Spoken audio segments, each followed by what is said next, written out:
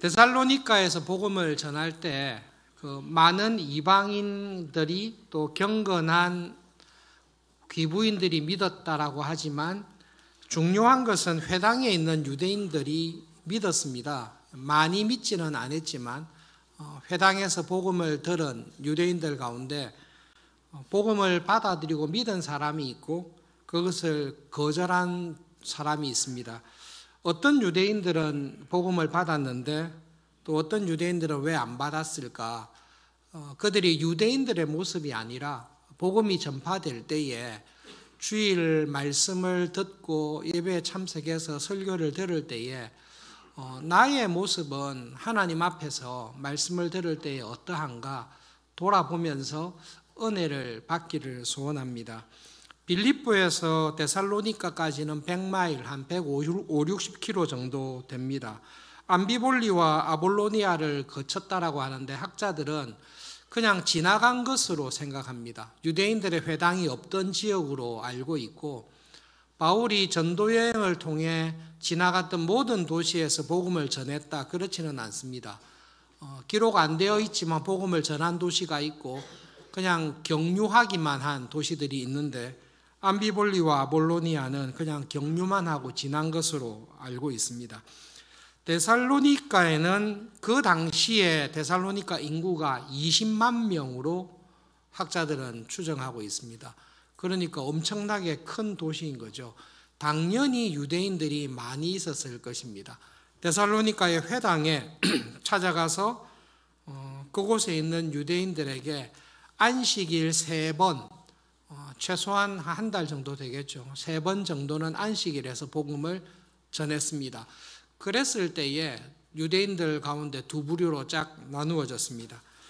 누가가 주목해서 기록하는 것은 데살로니가 회당에서 복음을 전할 때 사도 바울이 어떻게 복음을 전했고 전도한 복음을 전한 핵심 내용이 무엇인가를 기록하고 있습니다. 2절에 보시면 새 안식일에 성경을 가지고 강론했습니다. 전부 다 구약 성경입니다. 이때 신약 성경 없습니다.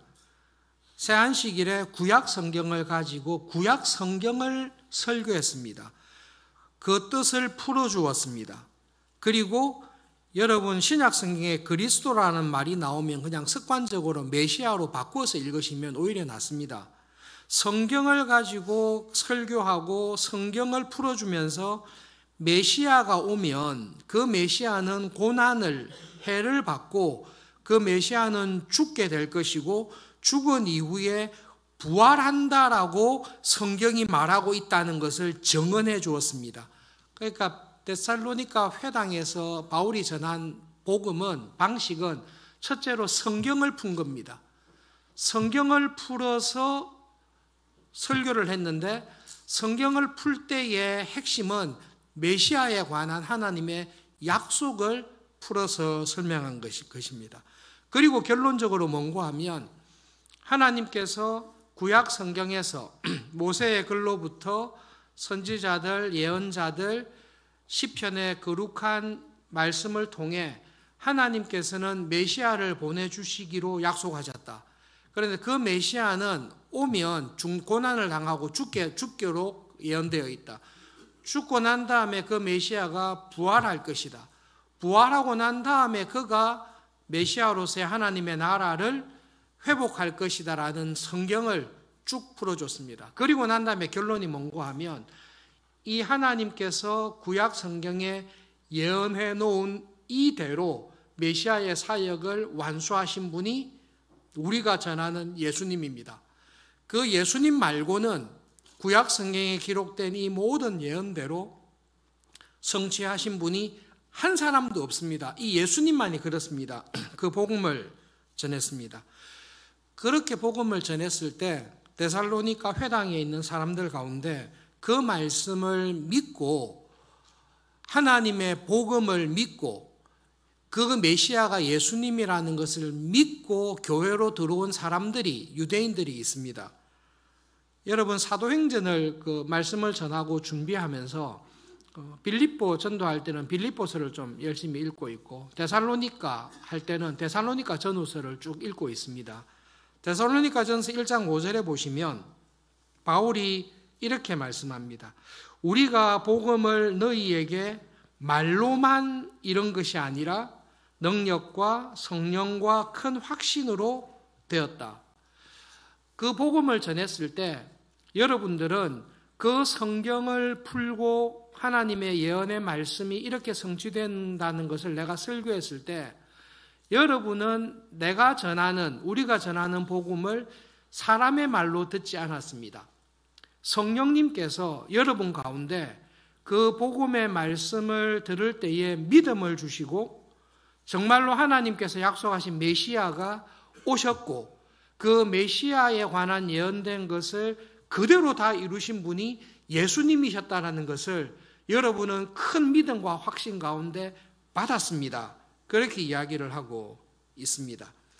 여러분, 이것은 회당에 출입하는 유대인들에게는 엄청난 변화입니다. 그 당시 유대주의의 교육을 받은 유대인들이 기대하는 메시아는 와서 고난을 당하고 죽으면 안 되는 메시아입니다. 그때 모든 유대인들이 기도했던 메시아는 이스라엘 민족을 고난 가운데서 해방시켜줄 영광의 나라를 회복할 메시아입니다. 로마 제국의 압제에서 이스라엘을 독립하게 하고 그리고 다윗 왕국의 영화를 회복해 줄 그런 영광의 메시아를 기대하고 있습니다. 그렇기 때문에 하나님이 약속한 메시아가 와서 고난을 당하고 나무에 달려 죽은 사람은 하나님께 저주를 받았다라는 신명기의 말씀이 분명히 있습니다. 그런데 하나님이 보낸 메시아가 십자가 나무에 달려서 죽는다는 것은 절대 메시아일 수가 없습니다. 그런데 성경의 말씀을 쭉 풀어갈 때에 이게 믿음이 들어온 것입니다. 그래서 예수님을 믿고 교회로 들어온 유대인들이 있습니다. 야손을 비롯해서 데살로니가 전후서를 읽어보시면 데살로니가 교회의 대다수는 경건한 이방인들이 대다수지만 유대인들이 분명히 그 교회에 있습니다. 그 사람들이 복음을 믿고 교인이 되었습니다. 여러분, 데살로니가 전후서를 쭉 읽어보면 이 데살로니가 교인들에게 있는 큰 은혜는 말씀을 통해서, 성경 말씀을 통해서 믿음을 가지게 된 것입니다. 이때까지 태어나서 한 번도 메시아가 와서 십자가에 죽을 거다 그런 교육은 받은 적이 없습니다. 3번의 안식일이 그렇게 길지 않습니다. 3번 들었는데 20-30년간 40-50년간 내가 교회에서 내가 생각해 왔던 성경에 관한 해석이 한 달이 안 돼서 확 바뀌어버린 것입니다. 그러면서 눈이 딱 열린 것입니다. 하나님께서 메시아를 보내실 때에 이스라엘 한 나라의 독립을 위해 보내는 것이 아니라 하나님의 나라는 구약에서는 이스라엘로 왔지만 하나님의 나라는 온 세상에 하나님이 택한 자들을 부르심으로 하나님의 나라가 이루어진다. 하나님의 나라가 실패한 것은 로마의 식민지로 있어서 실패한 것이 아니라 하나님을 믿지 않고 불순종하며 살아가는 내 안에 있는 죄 때문에 하나님의 나라가 실패했다. 이 죄를 해결하기 위해서는 우리의 죄를 대신해서 십자가에서 죽으시고 새로운 사람으로 살아가도록 부활의 은혜를 주시는 그 예수님을 통해서 하나님의 나라가 이루어진다. 여러분, 이런 믿음은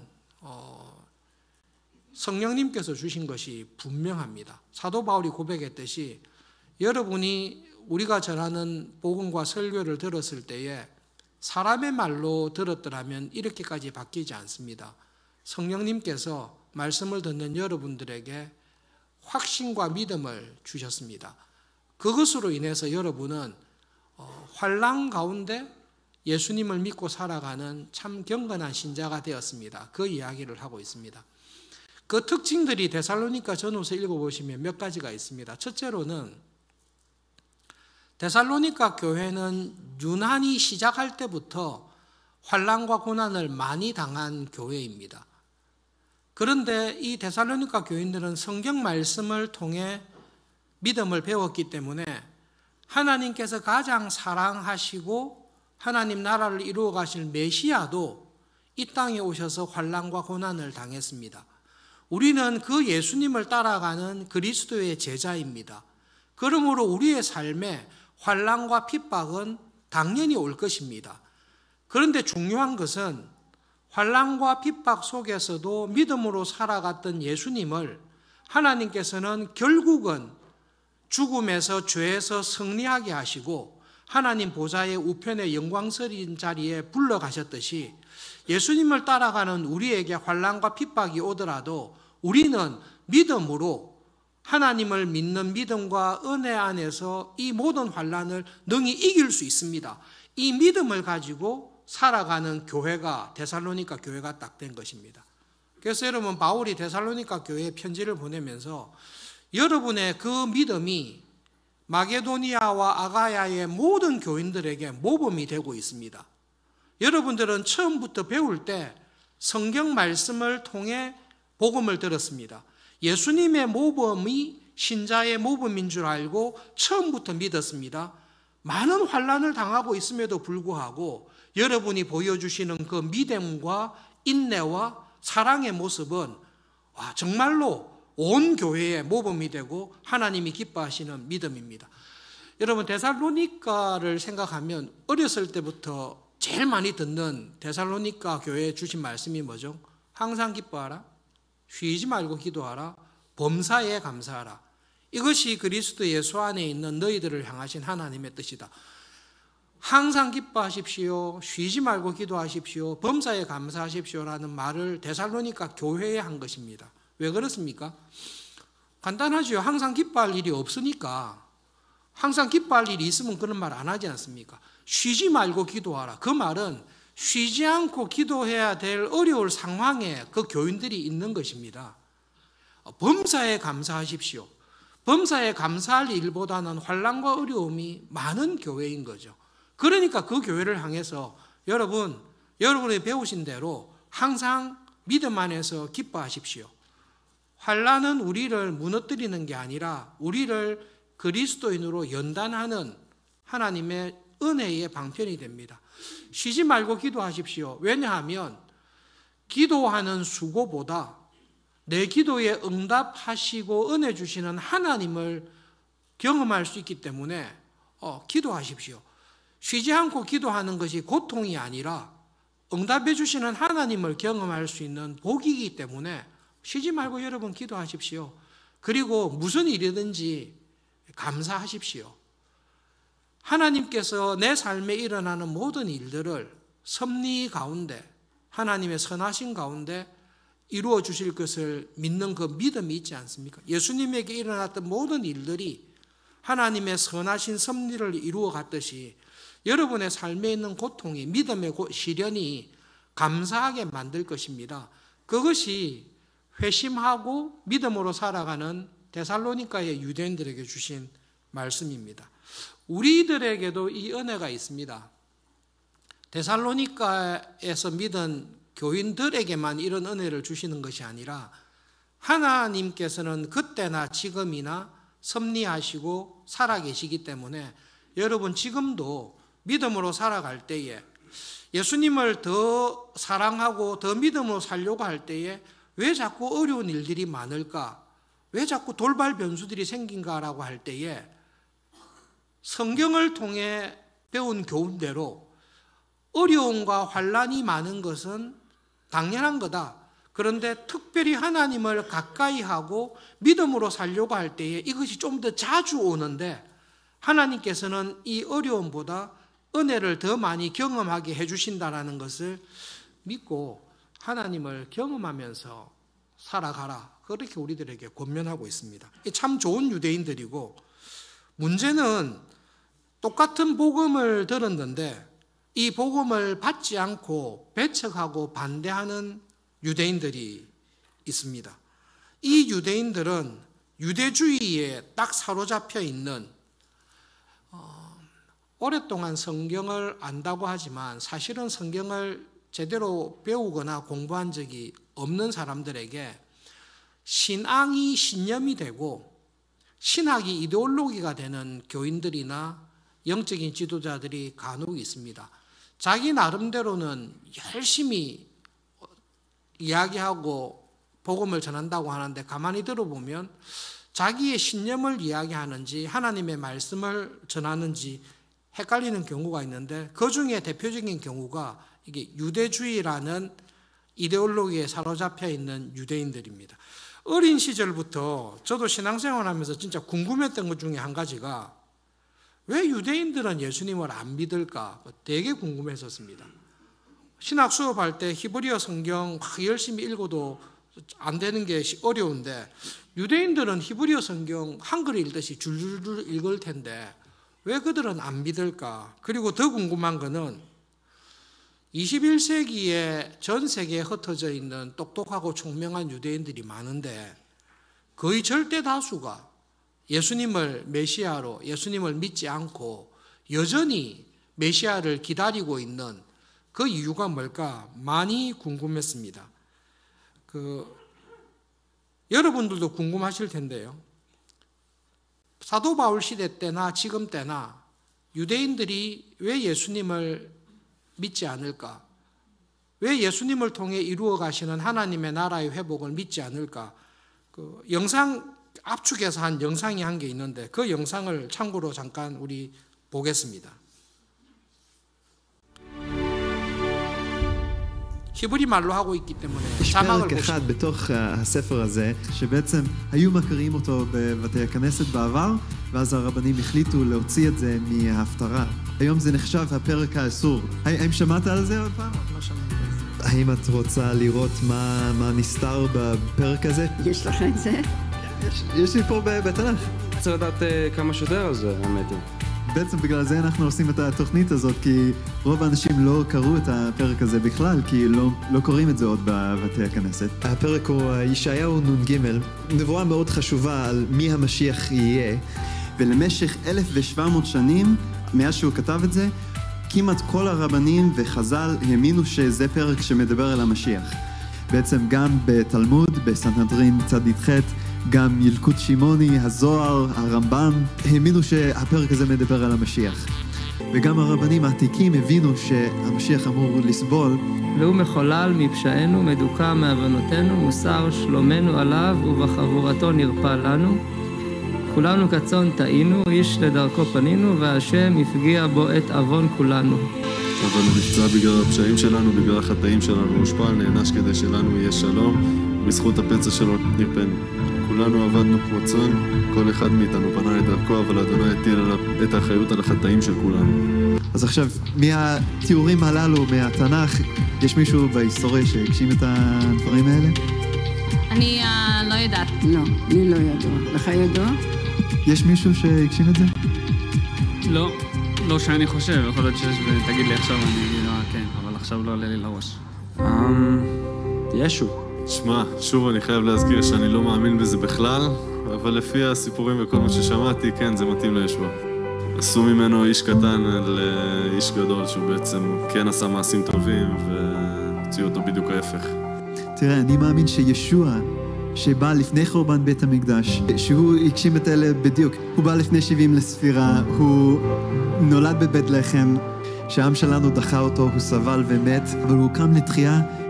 היו 500 אנשים יהודים שראו אותו חי אחרי שהוא מת, והם כתבו עליו, וגם כמובן הגויים קיבלו אותו אפילו מיליארדים, והמשיח אמר, אני אקח את זה על עצמי, כל הסבל והעונש שהיה מגיע לכם, אני אקח את זה על עצמי. אבל כדי לקבל את זה, אנחנו חייבים לעשות מה שהיו עושים אז. מתוודים על החטאים, מצטערים עליהם, להתחייב לא לעשות אותם עוד, וגם להאמין ולהעביר את החטאים שלנו עליו. לא נראה לי ששמעתי את הדברים האלה בגלל שהנושא מגיע לישו, כבר יש כזה מחסום שלא רוצים אפילו לחשוב על זה, לא רוצים לפתוח את הראש, להיות, באמת, להביא לזה מחשבה קצת. אז לא יודע, מסתכלים עליו כאילו כן, כמו שכתוב בפסוק הזה, שדחו אותו.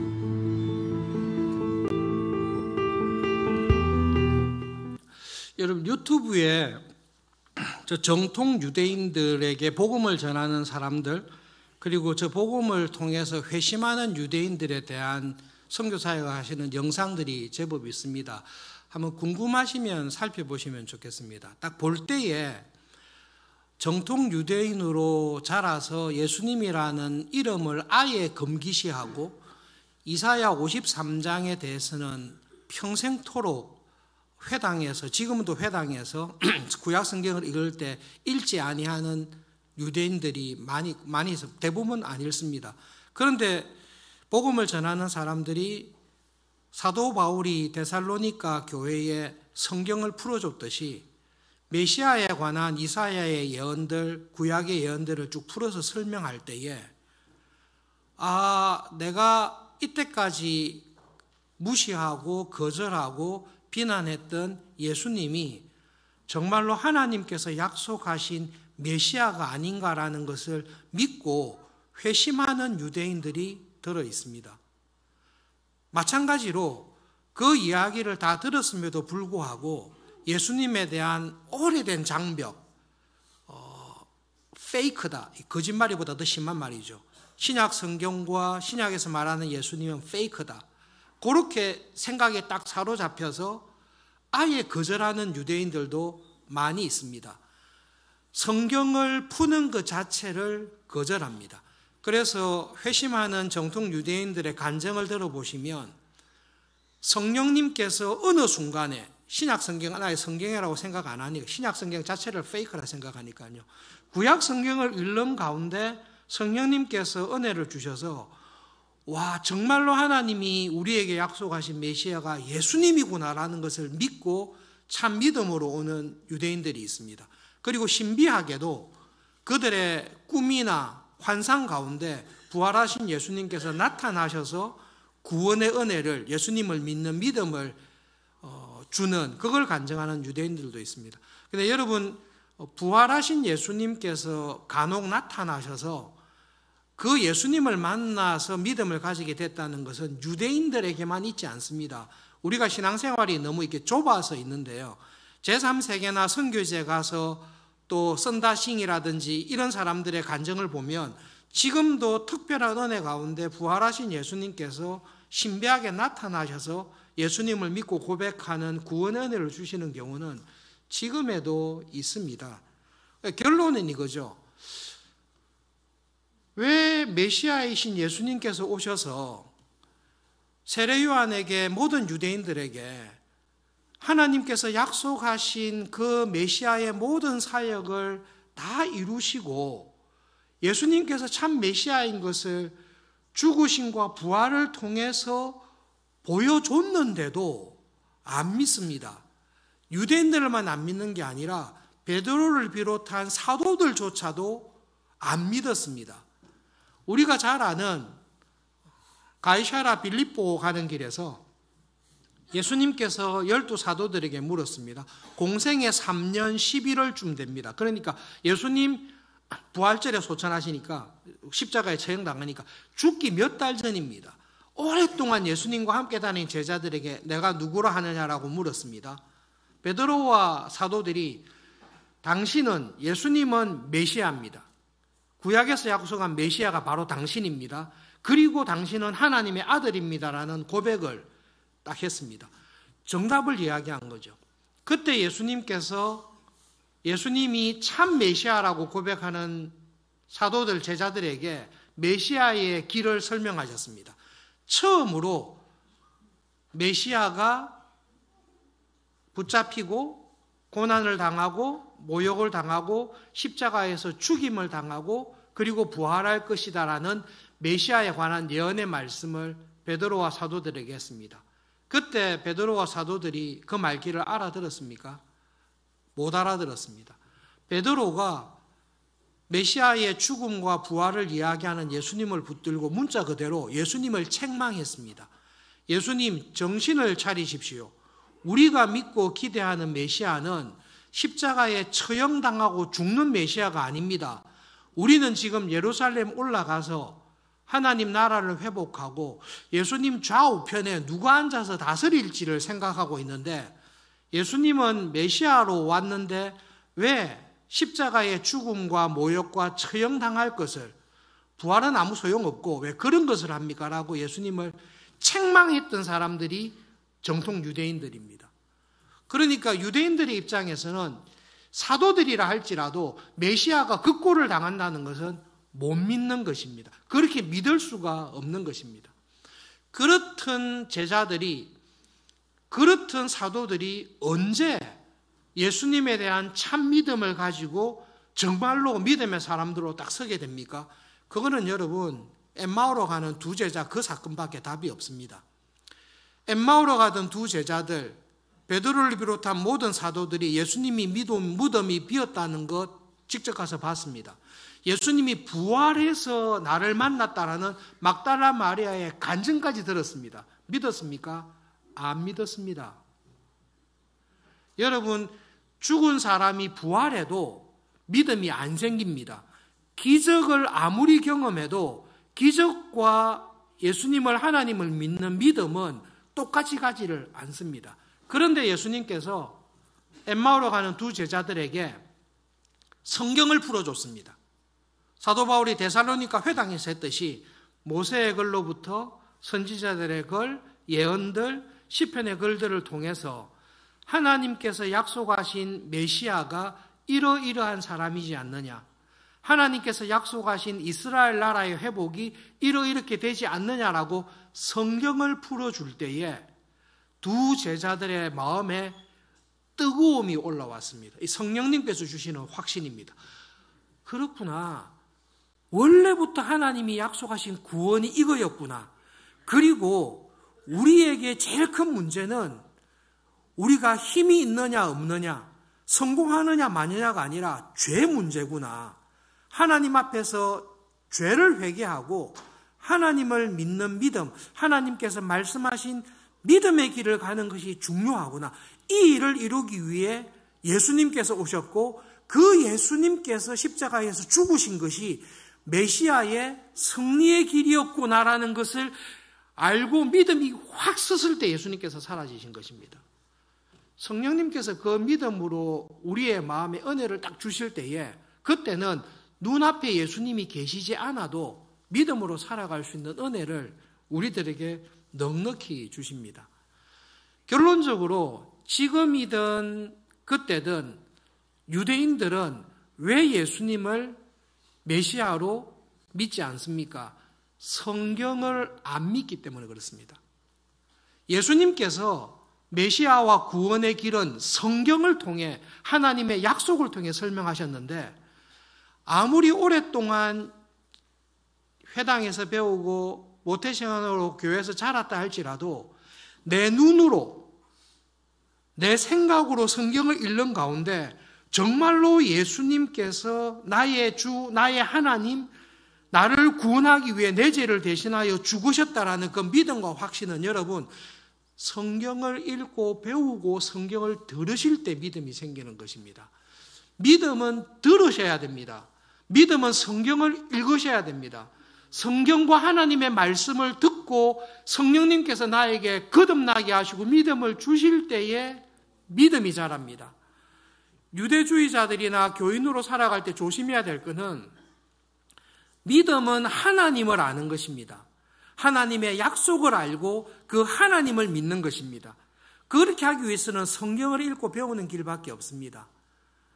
그런데 열심은 탁월한데 헌신은 탁월한데 성경에 대하여 무지하거나 자기가 가지고 있는 몇 가지 신앙적인 틀을 가지고 신앙생활을 하면 반드시 낭패를 당하게 됩니다.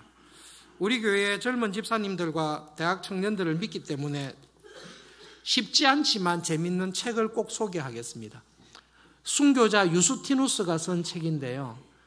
세 권이 있습니다. 첫째 호교론, 둘째 호교론, 세 번째 책인데 유대인 트리폰과의 대화라는 책이 있습니다. 이 책이 초대교회 200년 동안 교회에 굉장한 공격이 되었습니다. 트리폰이라는 유대주의에 있는 유대인이 교회의 가르침이 거짓말이다, 성경에 맞지 않다, 예수님이 메시아일 수 없다라는 글을 썼는데, 거기에 대해서 유스티누스가 구약 성경을 하나하나 살펴가면서 유대인들이 주장하는 것과 구약 성경에서 말씀하시는 것과 그 두 가지에 비추어 볼 때에 우리가 지금 초대교회가 믿고 고백하는 예수님, 십자가에 처형당하시고 부활하신 예수님 말고는 하나님께서 메시아로 보낸 사람이 없습니다. 예수님의 출생부터 죽음까지가 모든 구약 성경의 모든 예언을 성취한 것입니다라고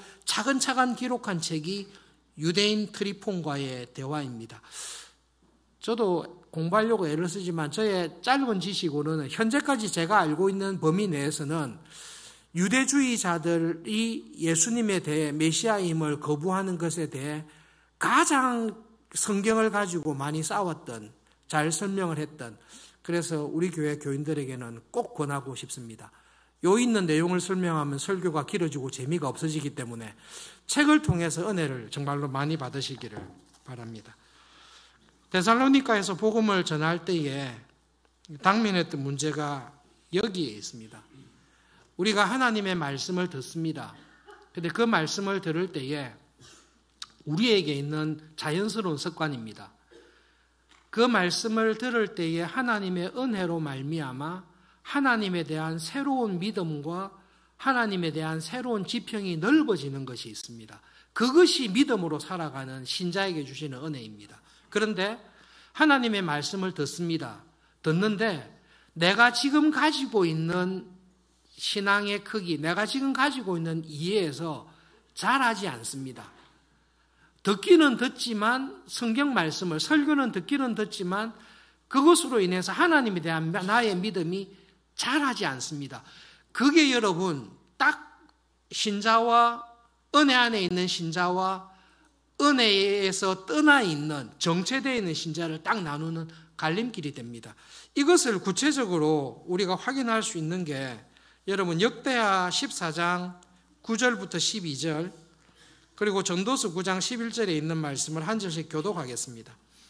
역대하 14장 9절부터 15절 교독하겠습니다. 구스 사람 세라가 그들을 치러하여 군사 100만 명과 병거 300대를 거느리고 마레사의 이름에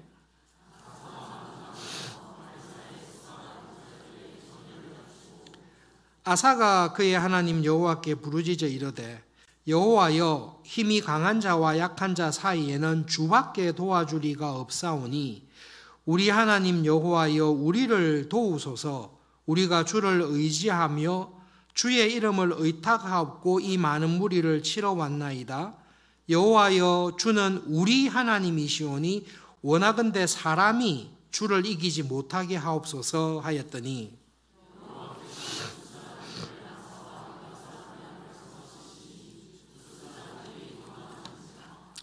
비슷한 말씀인데 전도서 9장 11절의 말씀은 우리 함께 읽겠습니다. 전도서 9장 11절 말씀입니다.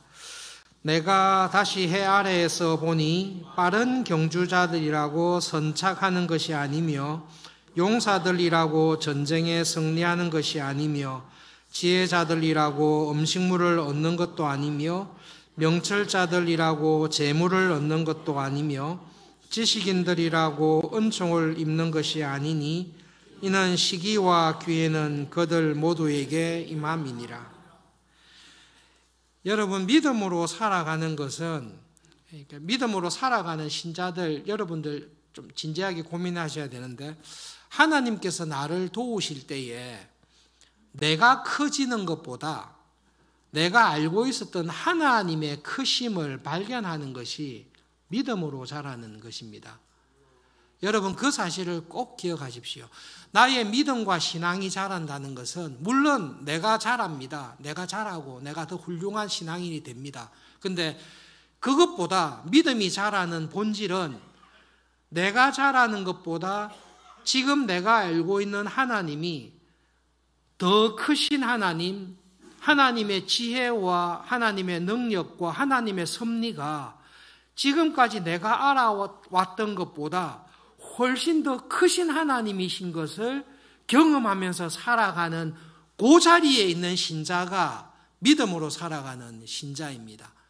하나님께서 성경에서 하신 일들을 가만히 보십시오. 아사를 강하게 하십니까? 하나님의 강하심을, 하나님의 크심을 보여주십니까? 하나님의 크심과 강하심을 보여주시는 것입니다. 아사가 간절히 기도할 때에 에디오피아 왕 세라의 군대보다 아사의 군대를 강하게 하지 않습니다. 그렇게 해서 전쟁에서 이기면 당연히 우리 군대가 강해서 이겼다라고 우리는 생각을 합니다. 그러면 하나님에 대한 참 믿음이, 은혜가 자라지 않습니다. 하나님께서는 아사가 압니다. 나가서 전쟁하고 피 흘리고 부상을 당하면서 싸웠지만 아사는 내 능력과 우리 군대 힘으로 이 세상을 이긴 게 아니라 하나님께서 앞서가셔서 다 이기게 해주셨다는 것을 정말로 경험합니다. 아사가 믿음이 되게 좋을 때입니다. 그래서 이 전쟁을 마치고 아사 왕은 하나님 앞에서, 교회 앞에서 우리 군사력으로, 우리의 실력으로 이긴 것 절대 아닙니다. 우리가 순종해서 나가서 용감하게 싸웠습니다. 그런데 제 인생을 돌아보면 저의 열심과 순종보다 저와 함께 하신 하나님의 능력과 섭리와 도우심이 훨씬 컸습니다. 제가 경험한 이 하나님을 여러분들도 경험할 수 있기를 바랍니다. 자녀에게 지금보다 더 힘들고 어려운 세상을 살겠지만 내가 경험한 하나님이 너의 삶을 붙잡아 줄 것을 나는 분명히 믿는다. 그러므로 하나님을 믿는 믿음 안에서 살아라. 그렇게 살기 위해서 네가 평생도록 해야 될 일이 있는데 하나님의 말씀을 주야로 묵상하고 작년 성경 공부에 한 학기도 빠지지 말고 하나님에 대해서 배워라.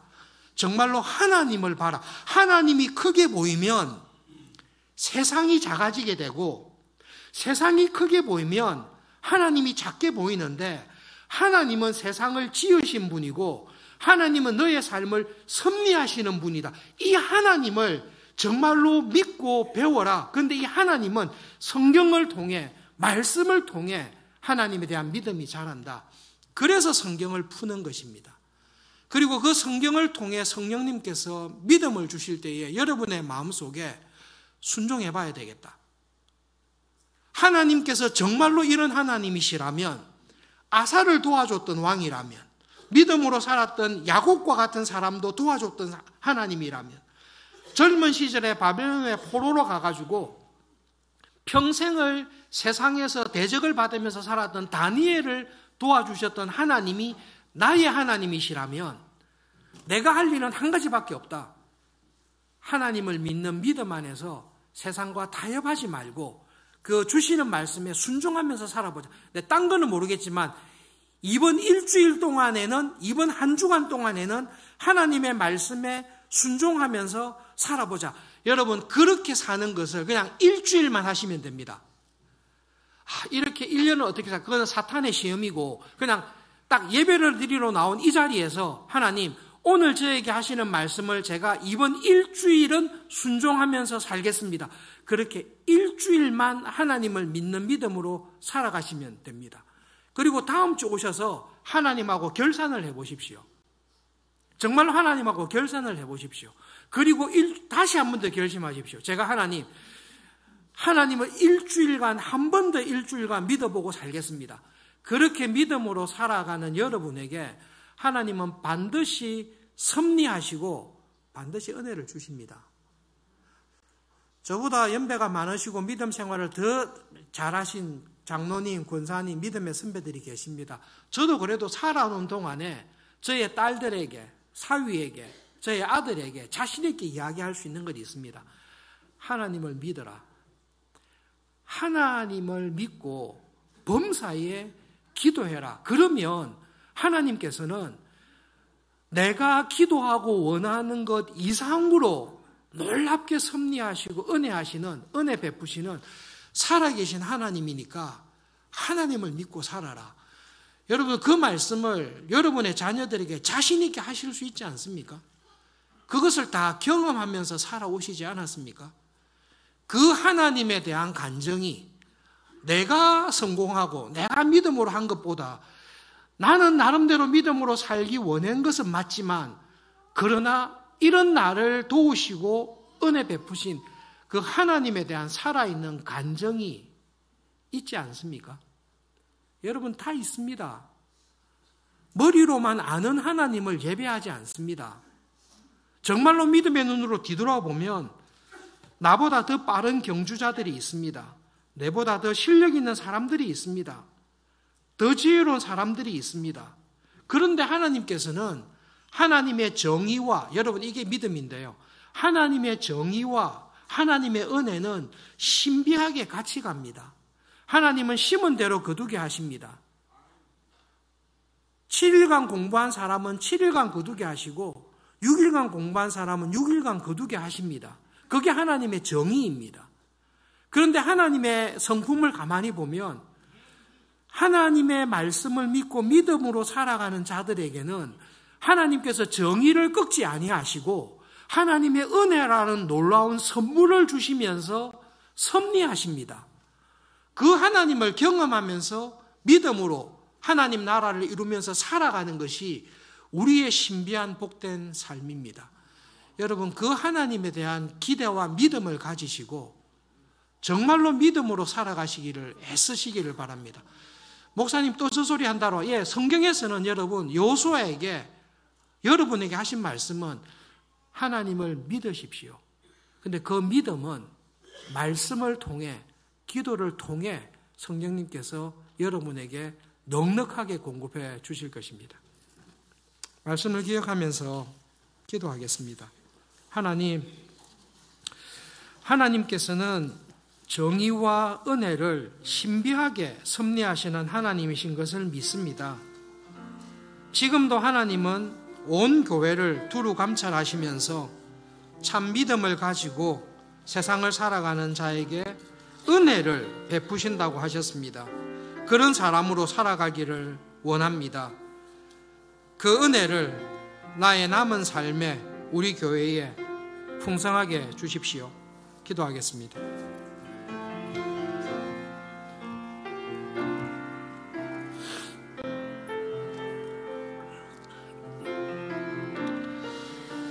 하나님, 하나님의 구원의 복음과 믿음으로 살아가는 삶을 교회를 통해 예배를 통해 저희들이 매주 듣게 하시니 하나님 그 은혜를 감사합니다. 하나님, 데살로니가의 유대인들 중에 그 하나님의 구원의 복음을 들었을 때에 믿음으로 그 복음의 말씀을 믿고 예수님을 나의 주, 나의 하나님으로 고백하며 믿음으로 살아가는 은혜를 주신 것을 기억하며 기도합니다. 하나님, 정말로 말씀을 들을 때마다 지금 내가 가지고 있는 믿음이 하나님께서 말씀하시는 참 믿음으로 성장하고 변화되게 해주십시오. 하나님, 그 믿음으로 말미암아 이번 한 주간 살아갈 때에 그 믿음으로 새로운 삶을, 새로운 결심과 새로운 결정과 새로운 마음을 가지고 한 주 한 주 살아갈 수 있도록 하나님 저희들을 정말로 도와주십시오. 하나님 아버지, 물에 물을 탄 듯 술에 술 탄 듯 그런 삶이 아니라 하나님의 말씀에 합당한 믿음과 결심을 가지고 하나님 작은 일에서부터 또 중요한 결정을 내리는 일에서부터 믿음으로 결정하며 믿음으로 살아가는 은혜를 주십시오. 그래서 하나님, 정말로 하나님의 크심과 은혜를 찬송하며 살아가는 우리 교회와 교인들 되게 해 주십시오. 예수님의 이름으로 기도합니다. 아멘. 하나님 아버지, 우리의 믿음이, 나의 믿음이 정체되어 있지 않기를 정말로 기도합니다. 하나님 말씀을 들을 때에 우리의 속이 뜨겁지 않더냐라고 고백을 했던 엠마오의 두 제자처럼 성령님 말씀을 들을 때마다 하나님의 말씀으로 우리의 영혼을 새롭게 해주시고 정말로 살아있는 믿음으로 살아갈 수 있는 은혜 주시기를 기도합니다. 그리고 하나님, 우리가 길게 생각하는 것이 아니라 이번 한 주간 월요일부터 토요일까지 내가 살아가는 삶의 현장에서 항상 하나님을 의식하고 범사에 하나님께 기도하며 쉬지 않고 간구하면서 믿음으로 살아가기 위해 애를 쓰는 예배자로 살아갈 수 있도록 은혜를 주십시오. 그리고 하나님, 머리로만 알고 있는 은혜와 섭리가 아니라 내 삶 속에 체험하고 경험하는 섭리하시는 하나님, 정의로우시나 은혜 베푸시기를 기뻐하시는 하나님을 경험하면서 정말로 믿음으로 살아가는 한 주 한 주가 되도록 붙잡아 주십시오. 예수님의 이름으로 기도합니다. 아멘.